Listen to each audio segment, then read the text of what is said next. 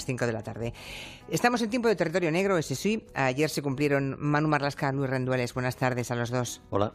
Hola, buenas tardes. ¿Qué tal? ¿Cómo fue el último maratón, Manu? Por cierto, pues eso, que el la último semana de verdad. la semana pasada nos quedamos con las ganas de saludarte. Pues nada, el último de verdad. Último, sí, ¿ya cuelgas las botas? Sí, cuelgo las zapatillas. Bien, pues muy bonito, porque Nueva York, yo siempre digo que es la mejor ciudad del mundo para correr un maratón. Sí. Por la implicación de los neoyorquinos, ¿no? Lo que ha hecho grande ese maratón es precisamente la gente que permanece 6, 7, 8 horas en la calle a la espera de ver pasar, no a la élite, no a esos atletas que hacen el maratón en poco más de 2 horas, sino hasta el último que pasa por allí, que igual hace 6, 7 horas para completar el maratón, pues hasta ese momento se permanecen los neoyorquinos abarrotando las calles, y la verdad es que es muy emocionante. Así que el último, ¿eh? Ahora sí, yo creo que sí. Ya vale, ¿no? ya te vale, ¿no? Ya tengo una edad. Bueno, en fin, ayer se cumplieron 25 años de la desaparición de Míriam, Toñi y Desiré, las niñas de Alcácer. Yo creo que es el crimen más mediático de nuestra historia reciente y creo que el que más nos ha marcado a todos. Creo que hay un punto de inflexión en la crónica negra también, desde el punto de vista de la información en los medios de comunicación. Los que tenemos edad suficiente para recordar, ¿no?, la proporción y el modo en el que se trató aquel caso que aún nos espeluzna, lo sabemos muy bien. Eran 3 crías, Míriam, Toñi y Desiré, que desaparecieron un 13 de noviembre del año 92, hacían autostop. Y bueno, pues 75 días después, el 27 de enero del 93, las encontraron semienterradas en el Monte de la Partida, en La Romana, muertas de un tiro después de haber sido violadas, torturadas, mutiladas, en fin, unos horrores que los que leímos y seguimos en aquel momento creo no hemos podido olvidar nunca. En estos 25 años, algunos interrogantes siguen abiertos, porque el único condenado ha sido Miguel Ricard, ¿no? Le condenaron a 170 años, cumplió solo 21 de los 170 y ya está en libertad desde el 2013, ¿no? Y todas aquellas teorías de la conspiración, aquellos rumores, aquellos bulos que durante semanas y meses circularon respecto a lo que había ocurrido en realidad con las niñas de Alcácer. Cualquier teoría de la conspiración cualquier media verdad necesita un error en la investigación o algún fallo para tirar de él y distorsionar la realidad, ¿no? En la investigación de Alcácer evidentemente hubo fallos. Hay por lo menos un asesino que se escapó, Anglés, aunque nunca saltó por la ventana, como se dijo entonces. Hay un asesino fugado, por lo menos, insisto, Anglés, y algunos de los investigadores que conocimos sospechan que hubo un tercer asesino cercano a ese entorno, ¿no? Que sería siempre el entorno de Anglés. Que nunca apareció, claro, ni Anglés ni el tercero, claro. Ellos tenían una cara y un nombre, pero nunca encontraron pruebas suficientes para acusarle ante el juez, ¿no? Entonces se decidió acusar a los 2 de los que sí había pruebas. Uno de ellos se fugó, se han hecho investigaciones todavía el año pasado en primavera. La policía estaba interrogando a un ciudadano que decía haber visto a Anglés en Nueva Jersey, en Estados Unidos. Es decir, que eso no se ha dejado, sigue estando como fugitivo en código rojo en Interpol. Tendría ahora 50 años, la mitad de su vida. Anglés tenía 25 cuando participó en el crimen. Y evidentemente es un crimen mal resuelto, un crimen fallido, y también lo que decías antes, ¿no? Eso sirvió, ahora que hablamos tanto de posverdad, de mentiras, de verdades alternativas, esas cosas, sirvió también para la explotación, digamos, un poco brutal de un crimen por las televisiones entonces privadas, recién nacidas casi. En fin, aprendimos todos de eso, y todavía ahora en España, pero sobre todo en Alcácer, eso sí que es una herida... Sí. Abierta, sí. Bueno, sí. Hemos aprendido, pero no todos y no del todo, ¿eh? Vamos a dejarlo ahí, pero no todos y no del todo, insisto. Los que quieran recuperar el territorio negro que hicimos aquí cuando se cumplían 20 años del aniversario, fue en noviembre del 2012, del crimen de Alcácer, pues seguro que lo pueden recuperar, porque hemos vuelto a colgar en redes sociales aquel territorio negro. Hoy vamos a ocuparnos, en todo caso, de otro crimen mucho más reciente, el de la viuda de la CAM. Se va a cumplir un año el próximo 9 de diciembre. Ya saben que alguien mató a Mari Carmen Martínez, que es la viuda del que fue presidente de la CAM, y la mató además en la Caja de Ahorros del Mediterráneo, la mató en un concesionario de coches. Un concesionario que regentaba su yerno, Miguel López, que está casado con una de las hijas de la mujer asesinada y que pues es aún el único investigado por el crimen. Sí, pero acusado. Exacto. ¿A día de hoy sigue acusado Miguel López o ya no? Sí que sigue acusado, desde luego. Miguel López es el único imputado y por eso tiene que comparecer semanalmente en el juzgado que lleva el caso, porque sigue acusado de ese crimen. Pasó 39 días en la cárcel de Fontcalent, pero desde que salió de prisión, él pagó 150.000 euros de fianza para salir de prisión. El pasado mes de marzo fue cuando salió, y lo cierto es que desde entonces el juez le pidió a la policía que avanzase más en la investigación, y la investigación no ha avanzado no ha logrado obtener una prueba ni contra él ni contra nadie más tampoco. Repasemos lo que ocurrió aquel 9 de diciembre en el concesionario de coches Novocar, se llamaba, que era, como decíamos, propiedad de la familia Sala y que regentaba el yerno de la asesinada, Miguel López. Eso es. Allí llega Mari Carmen Martínez, que es la matriarca, una mujer de 72 años, va con su hermana Antonia. Antonia va conduciendo un Honda CRV, llega al concesionario Novocar y ahí había dejado Mari Carmen a arreglar su coche, su Porsche Cayenne. Y es su yerno, a pesar de que se va muy mal, su yerno Miguel López el que le entrega personalmente las llaves del coche, que sorprendentemente está aparcado en un lavadero que está a 30 metros de la entrada de la tienda. Y allí, cuando la mujer entra en el coche, recibe 2 disparos, uno en el pómulo y otro en la sien izquierda, y muere algunos minutos después. El crimen se produce, recordemos, en medio de una especie de guerra familiar por intereses económicos, ¿no? La familia Sala está dividida ya entonces en 2 bandos que parecen irreconciliables. El patriarca de la familia y el marido de la mujer asesinada se llamaba Vicente Sala, y él hizo mucho dinero, muchísima fortuna. Él comerciaba con caucho y con materias primas para plásticos. Él llegó a ser presidente de la Caja de Ahorros del Mediterráneo, de la CAM, hasta que murió en el año 2011. Y alrededor de él fueron encontrando su forma de vida pues sus 4 hijos, 3 hijas y un hijo. En una enorme finca de 300.000 metros cuadrados en Alicante vivían toda la familia. Había hecho construir una casa para cada uno de los hijos y sus parejas y sus nietos. Los patriarcas vivían en un gran chalet, el hijo varón Vicente en el más cercano, y Mar, Fanny y Tania, que es como se llaman sus hijas, con sus maridos y sus hijos, 10 nietos en total, vivían en 3 chalés pareados con piscina. Con el tiempo, el jefe del clan familiar, Vicente Sala, fue dejando en manos de su hijo varón, Vicente, los negocios en Latinoamérica y el crecimiento de sus empresas. Y en el testamento, el abuelo Vicente daba instrucciones muy expresas para que fuera el hijo varón para quien recibiera lo que llamaban la acción de oro de las empresas, es decir, el control, la mayoría en cualquier junta de empresas. Y es esa acción de oro que le da al varón, en detrimento de las hijas, la que empieza a provocar, digamos, problemas en la familia, en la relación de hermanos, supongo. Bueno, desde el año 2012, es decir, un año después de la muerte del patriarca, hay varios vaivenes, hay varios movimientos en el grupo, pero 2 años después, en el año 2014, empiezan ya las diferencias graves entre Mari Carmen, es decir, la viuda, y su hijo varón, por un lado, y las 3 hijas y sus maridos por el otro lado. Se forman esos 2 bandos irreconciliables ya. En octubre del 2015, la mujer hace testamento y deja todos sus bienes a su hijo varón y a su hermana Antonia, salvo el tercio de la legítima, que no tiene más remedio que por ley obligatoriamente repartirlo entre sus hijas. O sea que así deshereda a sus 3 hijas, algo la legítima, ¿no? Sí, pero poco después, en julio de 2016, las 3 hermanas toman, digamos, la revancha y cesan a Vicente como presidente y consejero delegado de las empresas familiares. El intento de Vicente es dar un puesto relevante a su hijo mayor, y eso fue el nieto, eso fue la chispa que desencadenó las hostilidades. La abuela vuelve a dar la vuelta a la tortilla en esta guerra familiar después del verano. En una junta celebrada el 19 de septiembre, toma el control de las empresas y devuelve la acción de oro a su hijo mayor. Ese es el panorama en el momento en que es asesinada la señora, la abuela. Imaginen qué panorama, ¿eh? Un panorama en el que hay también mensajes de los hijos de Miguel en Instagram, ¿no? Como del único imputado, o sea, nieto de la asesinada, ¿no? Como aquel que aparecía con una camiseta en la que podía leerse jaque mate, justo días después del crimen. Y es por ese crimen que es detenido el yerno, Miguel López, en el mes de febrero de este año.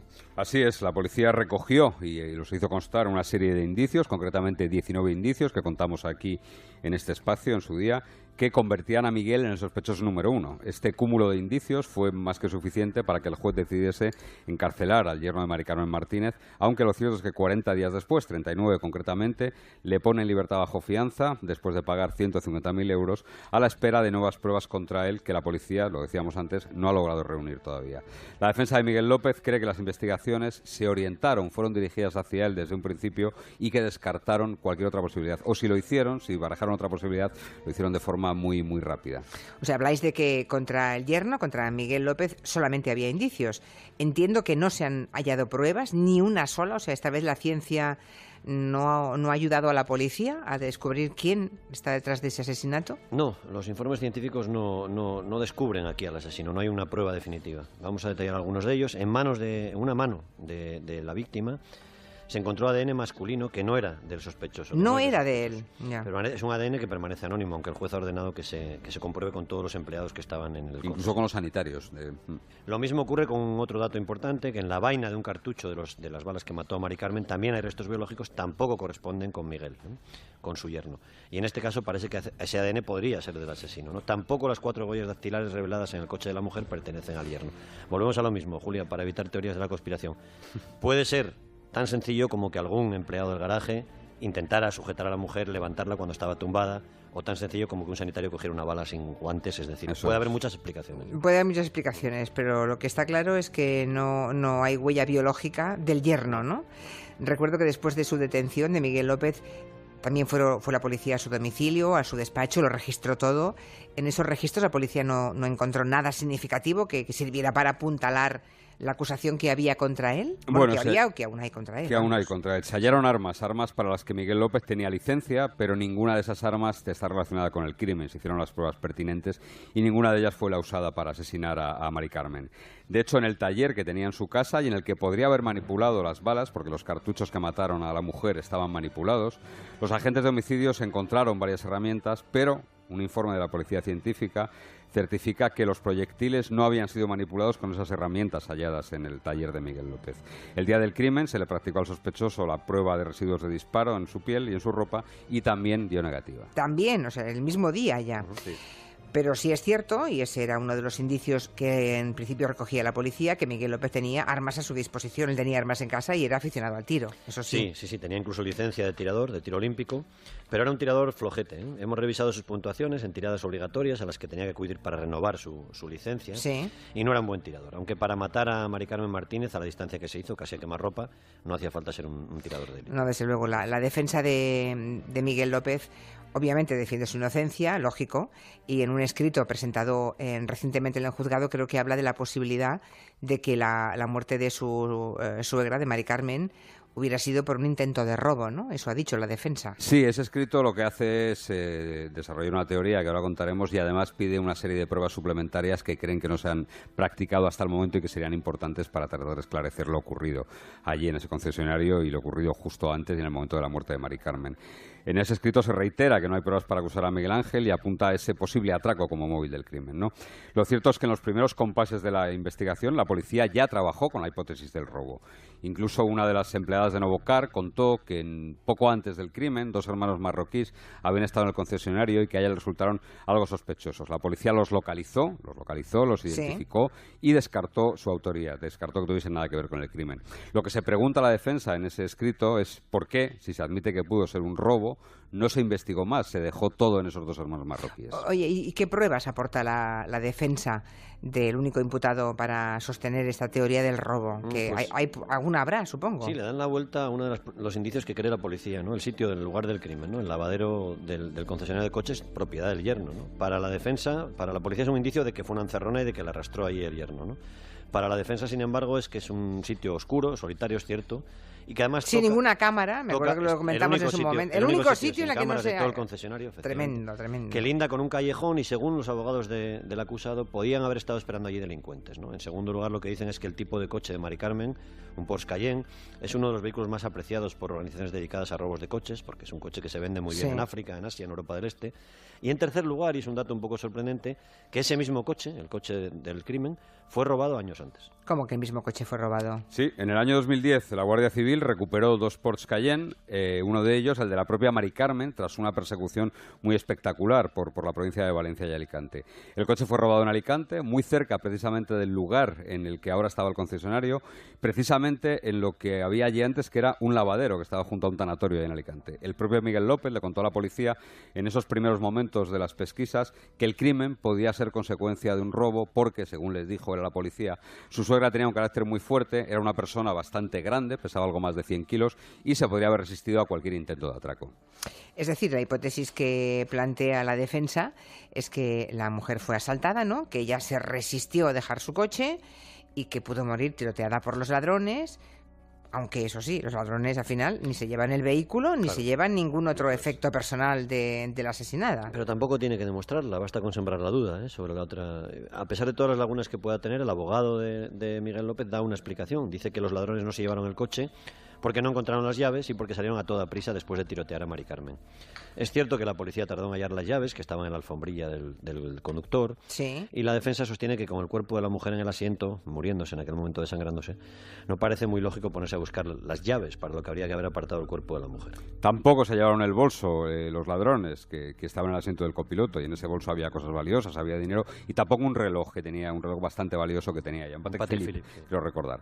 La defensa dice que para acceder a ese bolso los asaltantes deberían haber dado la vuelta entera al coche, haber abierto la puerta, porque desde la ventanilla del conductor, lugar desde el que dispararon a Mari Carmen, era imposible llegar hasta el bolso. Y es cierto, el Porsche Cayenne es un coche muy grande y no se puede acceder al asiento del conductor desde la ventanilla del piloto. Bueno, pero todo eso sería así si la víctima se hubiera resistido al robo, ¿no? ¿Hay algún dato objetivo que haga pensar que Mari Carmen, antes de ser asesinada, se resistió? Hay algún dato que hace pensar que la mujer y el agresor pudieron forcejear un poco antes de los disparos, lo que difícilmente ocurriría si el autor de la muerte hubiese sido su yerno, ¿no? O un sicario que simplemente tendría el encargo de matar a la mujer. Para la defensa del acusado, hasta ahora ni la policía ni el juez han dado a todos estos datos la importancia que merecen. Por ejemplo, el jersey de Mari Carmen estaba desgarrado, roto por 2 sitios, y son desgarros que se han estudiado y no corresponden a los cortes que a veces hacen los servicios de emergencia para atender a los heridos. Los cortes se hacen con tijera, sino que son propios de los tirones que se pueden producir en un forcejeo. Además, los forenses describieron en su informe de autopsia que varios de los botones de la blusa de Mari Carmen estaban arrancados completamente, no desabrochados, sino que estaban arrancados, que habían salido disparados, ¿no? Hay una pequeña erosión también en la muñeca izquierda de Mari Carmen, que puede corresponderse con una herida hecha en el intento de protegerse de una agresión. Y por último, el hecho de que el fular y las gafas de la mujer estuviesen en el suelo, bastante lejos del coche, también es compatible con ese posible forcejeo que apunta la defensa, que podía haberse producido antes del robo o durante el robo. Oye, lo que estáis contando hace pensar que si el juez hace caso a este escrito, ¿no?, difícilmente el yerno Miguel López puede llegar a sentarse en el banquillo, ¿no? Recordemos además que de hacerlo estaría ante un tribunal conjurado, creo, ¿no? Sí, bueno, no sabemos si llegará o no. Lo que está claro es que no hay una verdad clara en esta historia, ¿no? Desde Puede luego. ser un crimen familiar o puede ser un crimen de 2 ladrones. No sabemos quién mató a Mari Carmen Martínez. Sí es cierto que la defensa está explorando todos los caminos para tratar de desimputarlo, ¿no? Y lo que nos interesa también en el territorio es la situación familiar en esa inmensa finca, ¿no? El supuesto asesino, el acusado del asesinato, que está libre, bajo fianza, Sí. tiene el respaldo de toda la familia. De toda Curioso, su mujer, salvo Vicente Sala, hijo. Claro, o sea, de su mujer y sus cuñadas, Exacto. y no del hijo varón, ¿no? Exacto. De su cuñado varón, Exacto. digamos. Y la hermana de la víctima, Antonia, la que la acompañó en su contra también hay, que evidentemente el crimen fue en su concesionario, que alguien citó allí a la señora y que le cambiaron hasta la hora de entrega del coche, ¿no? La defensa ha encargado una pericial sobre el teléfono de la víctima, que también ha aportado algunos datos interesantes. El teléfono de la asesinada, de Mari Sí, Carmen. ¿Y sí, qué eso datos ha revelado su teléfono móvil? Pues es un informe que ha sido hecho por un perito informático, un perito que ya hizo un trabajo similar en el caso de José Bretón, y lo que ha hecho es analizar el teléfono y buscar entre los archivos borrados a ver qué ha encontrado. El dato más importante que revela es que a las 18:55 del 9 de diciembre, Mari Carmen López estaba viva, ya que ella tocó la aplicación WhatsApp para abrirla. Esta hora es muy importante, esas 18:55, Sí. porque la policía ha sostenido siempre que Miguel López disparó a su suegra hacia las 18:26. Es más, a las 18:38, es decir, hablábamos de que ella abre el WhatsApp a 55, Sí. a las 18:38 una cámara graba a Miguel López ya en su coche en dirección a la finca familiar, fuera del concesionario. O sea que también esto, digamos, protege el futuro de Miguel López, ¿no? Sí, se ha encargado un contraperitaje también, puede haber también explicaciones de diferencias horarias, de errores, Ya. pero La no sabemos... sincronización de relojes. Exacto. Ya. No sabemos si uno de los disparos... lo cierto es que uno de los disparos a ella le dan el ojo, le revienta un globo ocular, lo que hace muy difícil que manejara el móvil. Es verdad que ella Claro. estuvo varios minutos desangrándose, ¿eh? Fue una muerte relativamente lenta. Qué horror. Llegó a caer, llegó a salir del coche, llegó a caminar un poquito, llegó a caerse, ahí la encuentra un empleado. Pero además el análisis del teléfono móvil revela que alguien, y esto es importante, borró datos de su teléfono móvil Ajá. antes de que el juzgado se hiciera cargo del aparato, ¿eh? Uy, Y esos no pudieron ser los ladrones, evidentemente. claro. El análisis del terminal hace referencia a que alrededor de las 8 de la tarde, cuando la mujer estaba muerta, su hijo la llama por teléfono y esa llamada fue atendida. Nadie sabe quién descolgó el teléfono y de lo que se habló. A ver, puede ser, y esto, diciendo lo que decía antes Luis, la teoría de la conspiración, puede ser que la policía, que en ese momento tiene el teléfono en su mano, cuando le llama su hijo a Mari Carmen, coja el teléfono, responda al teléfono de la fallecida y hable con él. Son llamadas cortas, eso sí, y podría corresponder perfectamente a esa llamada. Lo que sorprende es que esté borrada, porque esa llamada está borrada. En total, los peritos cifran en 12 las llamadas entrantes y salientes que se hicieron desde el móvil y que se recibieron entre las 7:30 y las 8:30 de la tarde, es decir, cuando Mari Carmen ya estaba muerta. Lo más inquietante, como te decía, es que esas llamadas fueron borradas y no aparecen en los listados aportados por la policía al juez instructor del caso. Además, madre mía. del iPhone 6 también fue borrado el archivo histórico de Internet, es decir, la base de datos donde se registran todos y cada uno de los accesos que se realizan a Internet, es decir, navegación por páginas, búsquedas, consultas, visionados, accesos a bancos, aplicaciones de bancos, todo eso quedó eliminado. Alguien lo borró. Bueno, veremos qué pasa en los próximos meses, pero de momento imagino que con todo esto, la guerra en la familia Sala sigue en pie, ¿no? Esto está rojo vivo, claro. Viviendo en esa inmensa finca donde pueden y siguen de la misma finca todos. Claro. Miguel sigue viviendo con su esposa, con Fanny, la hija de la víctima. Sigue recibiendo el apoyo no solo de su esposa, sino también de las dos hermanas, de sus dos cuñadas, ¿no? Y en el chalet más grande, Vicente Sala, el hijo varón de la fallecida, mantiene la acusación contra él y ha puesto tierra de por medio porque se ha ido del chalet más grande, se ha ido de la finca familiar, se ha ido a un piso del centro de Alicante, ¿no? Ya. Novocar, el concesionario de coches, el escenario del crimen, el negocio que llevaba Miguel, ha cerrado y ha despedido a todos los empleados. Pues no quisiera yo ser miembro de ese jurado, ¿eh? Bueno, vamos a ver qué ocurre, pero como te decía Luis, se han pedido ahora contrainformes, contraperitajes. Una autopsia nueva hoy. Hoy el juez ha decidido pedir otra autopsia. ¿Otra autopsia? Sí, que se haga con fotos y con vídeos, pero otra autopsia, sí. Desde luego quien lo hizo bien, ¿eh? Lo hizo a conciencia. Desde luego. Haya sido quien haya sido. Haya sido quien haya sido, ¿eh? Sí. El nombre, si lo encuentra, lo dirá la policía y finalmente la justicia, pero observado y escuchado todos los pormenores que nos cuentan en esta crónica negra Manu y Luis, desde luego no sé si era un aficionado, pero desde luego sabía lo que tenía entre manos.